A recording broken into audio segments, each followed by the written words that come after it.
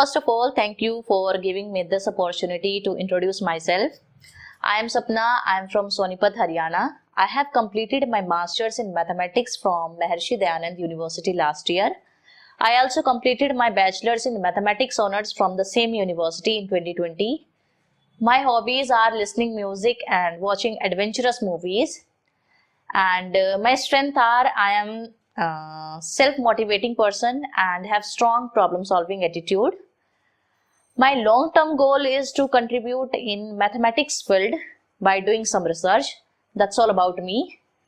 My topic for demo is number system. Firstly, I will make a flow chart on number system and then I will brief that chart. Okay, this is your complete number system flow chart. Alright, we will start from natural number. For example, there was a shepherd who want to take out their goat for grazing purpose. So what he used to do is he used to carry a bag with him and take out one goat from goat shelter and put a small stone into his bag. In the similar way, he used to take out second goat from goat shelter and put second stone into his bag. And after grazing of goats, when they come back, he used to take out one stone from the bag and one goat into goat shelter, so that he will become sure about the number of goats.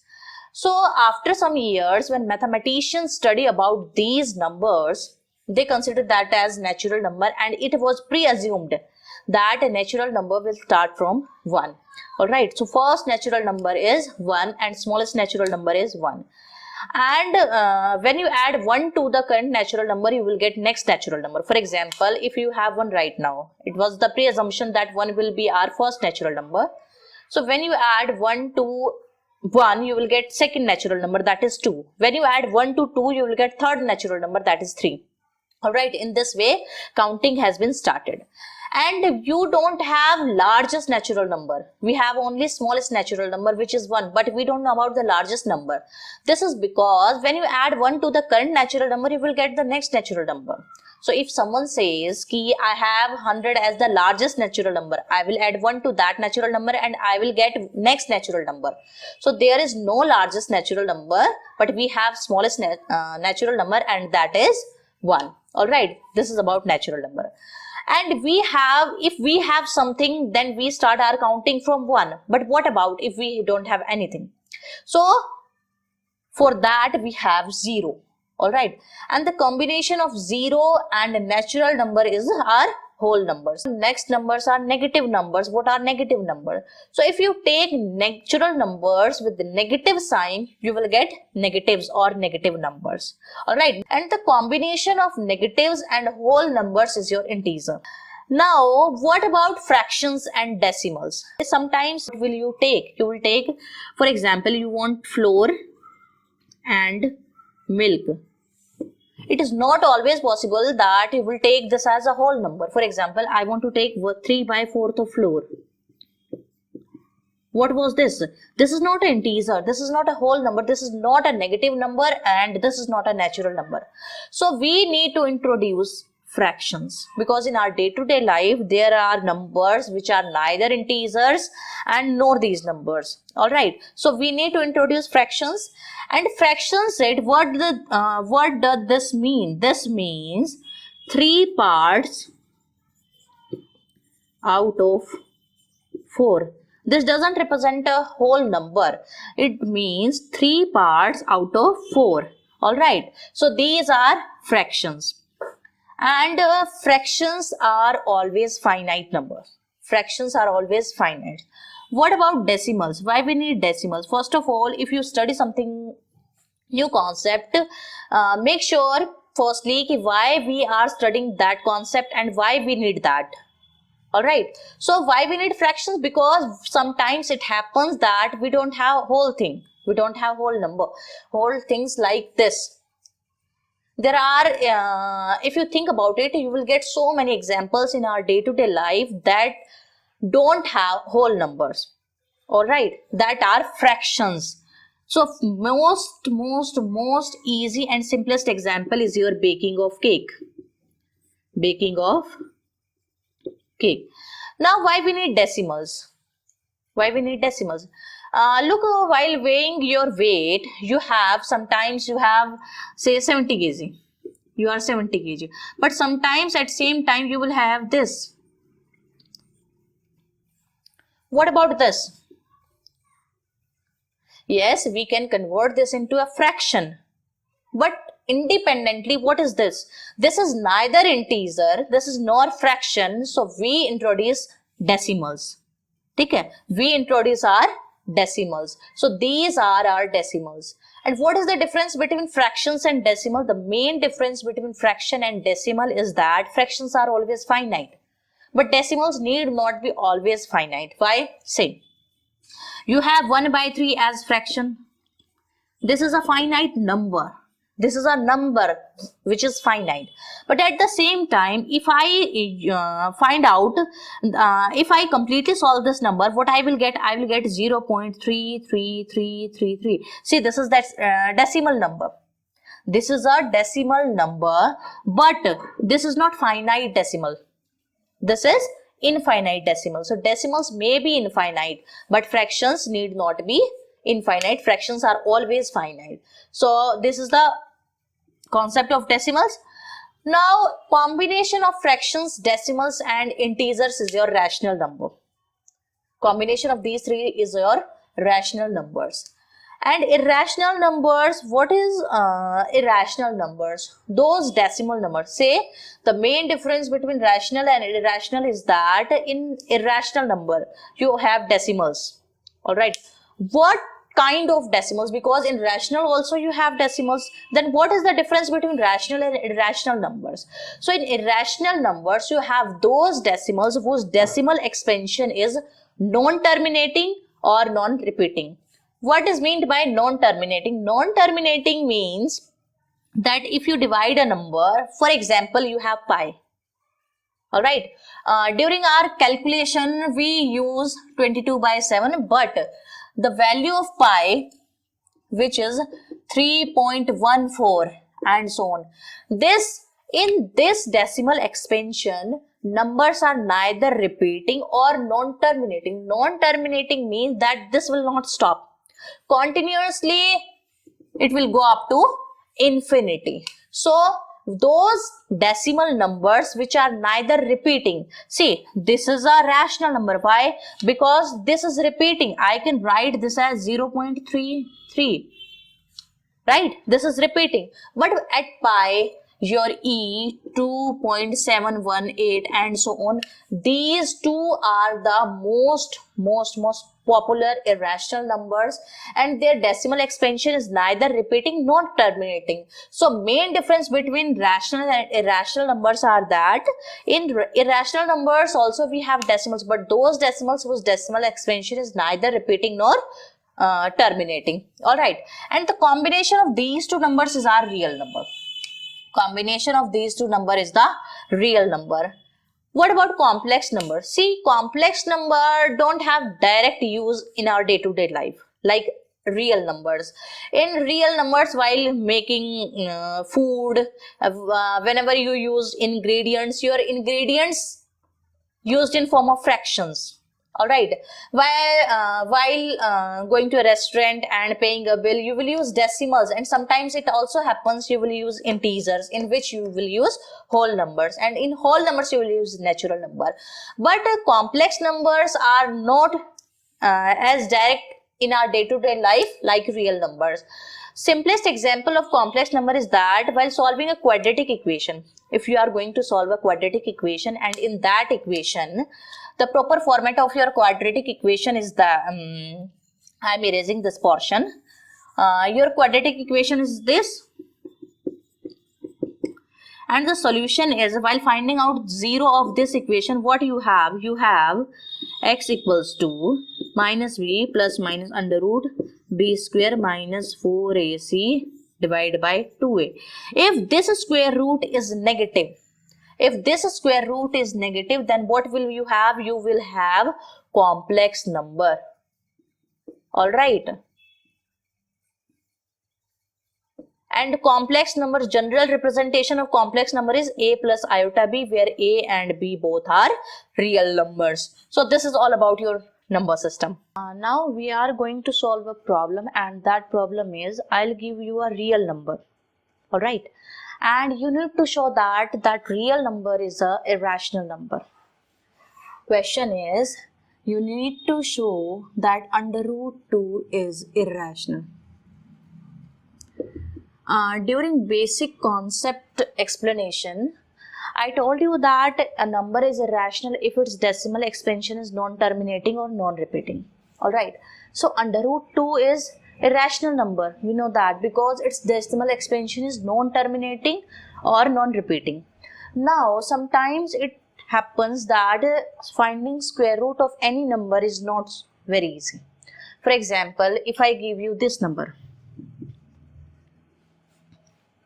it will take time to find out square root of this number. So we will use a theorem. Firstly, I will write that statement and then we will proceed. Okay. So we are going to show that under root 2 is irrational. Now firstly, I will mention you the result. That result is if P is a prime number and P divides a square, then P divides a, where a is a positive integer, एक positive integer. ठीक है, a क्या है, एक positive number, where a is a positive number. Now we need to show that under root 2 is irrational. Suppose we will use contradiction method for proving this one. So suppose under root 2 is rational. There are in mathematical form, while writing a rational number is rational or irrational, we use that if a number can be expressed in this form, P by Q, where Q is non-zero, then you will say that number is a rational number. Alright, in P by Q form where denominator Q is non-zero. If denominator is 0, then that term will be not defined. Alright, so denominator must be non-zero. This implies there exist क्या R and S greater than not equal to 0. Not equal to 0. May be possible कि कोई उस R and S को less than 0 ले ले. So R and S should be non-zero such that under root 2 equals to R by S. Alright. Also suppose that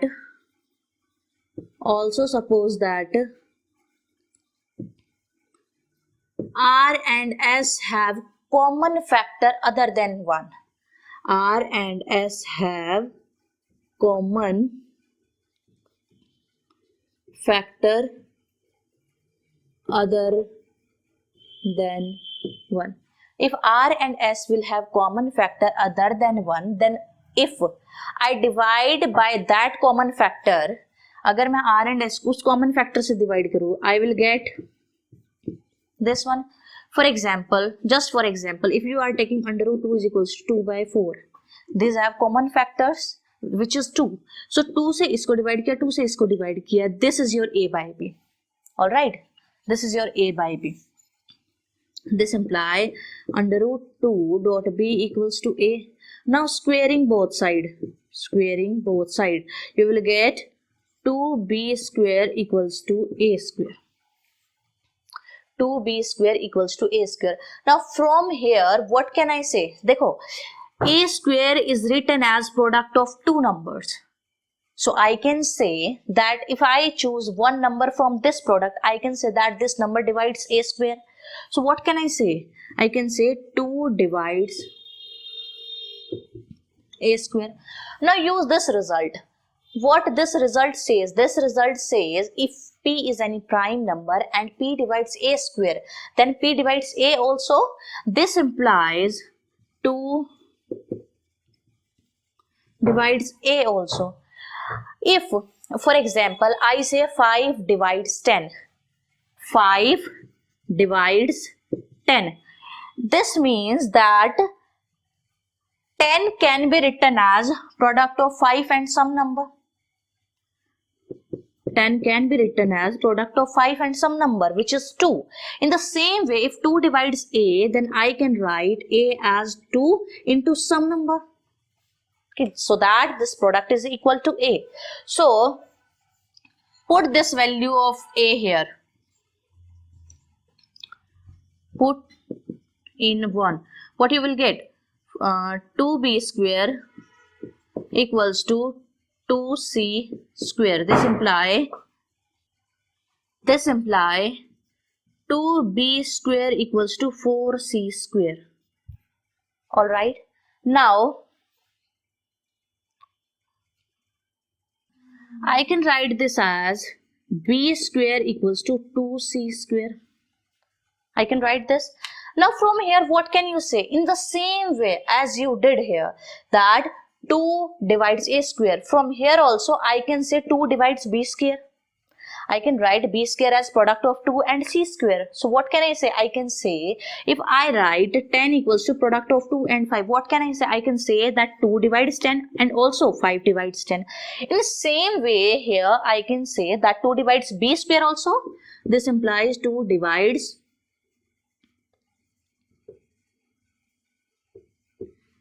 b square. Alright. So, using this theorem again, what can you say? I can say that 2 divides b also. यहाँ पे, here, you have a by b.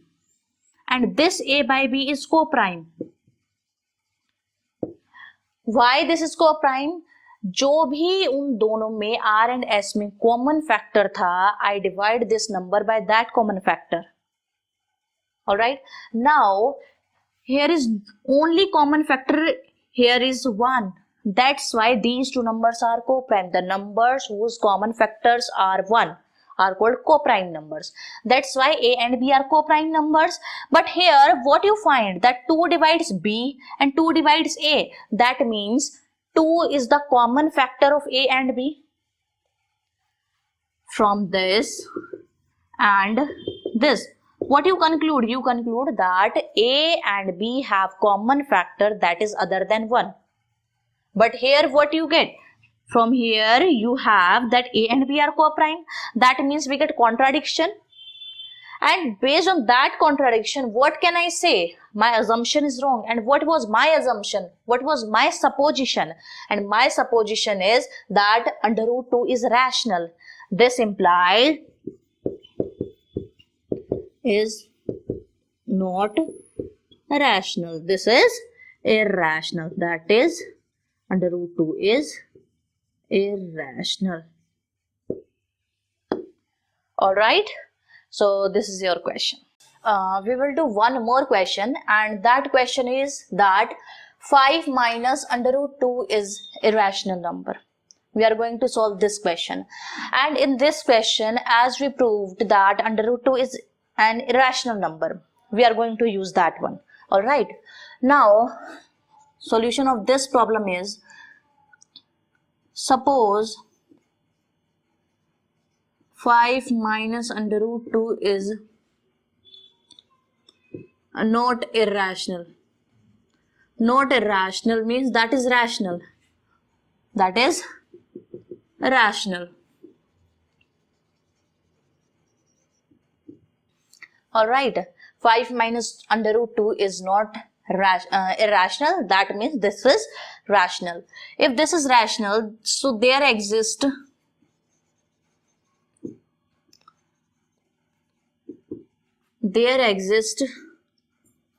co-prime a and b such that co-prime, here you have used co-prime. Co-prime means common factor of a and b is 1. That means both are non-zero. By definition of co-prime, you can apply that both imply that both are non-zero. Alright. So co-prime means common factor is 1 such that minus under root 2 equals to a by b. This is now real, and these co-primes mean co-prime means prime numbers होंगे वो, ठीक है। अब co-prime का मतलब कि ये दोनों क्या है, इंटीजर्स हैं, which means these two numbers are integers. Co-prime, that means these two numbers are integers. All right, now rearranging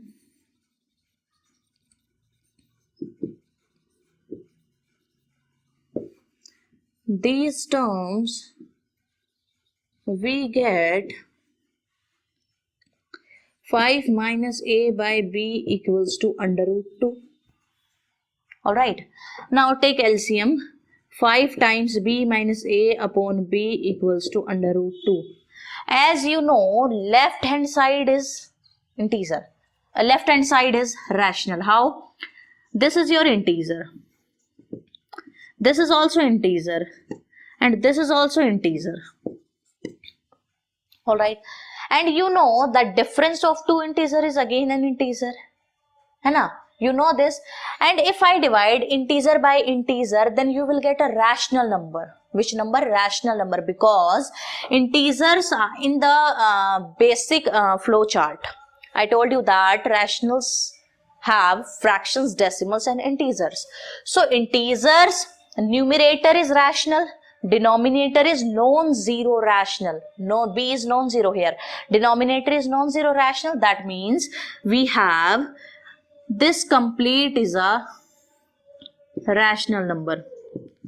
It may possible, if you don't understand what I used here, repeat this portion. See, denominator is integer, numerator is integer. Integer means those numbers are rationals also, and if you divide two rationals, you will again get a rational number. All right, so this side is your complete rational number. If two sides are equal, then what can you say? If left hand side is rational, then right hand side is also rational. So what does this mean? This means under root 2 is also rational. Under root 2 is also rational. But in previous question, we have shown that under root 2 is not rational. This is an irrational number. So we get a contradiction. Why we get this contradiction? We get this contradiction because our supposition is wrong. And what was our supposition? Our supposition is that this number is a rational number. So this implies 5 minus under root 2 is not rational number. This is irrational number. All right. Thank you.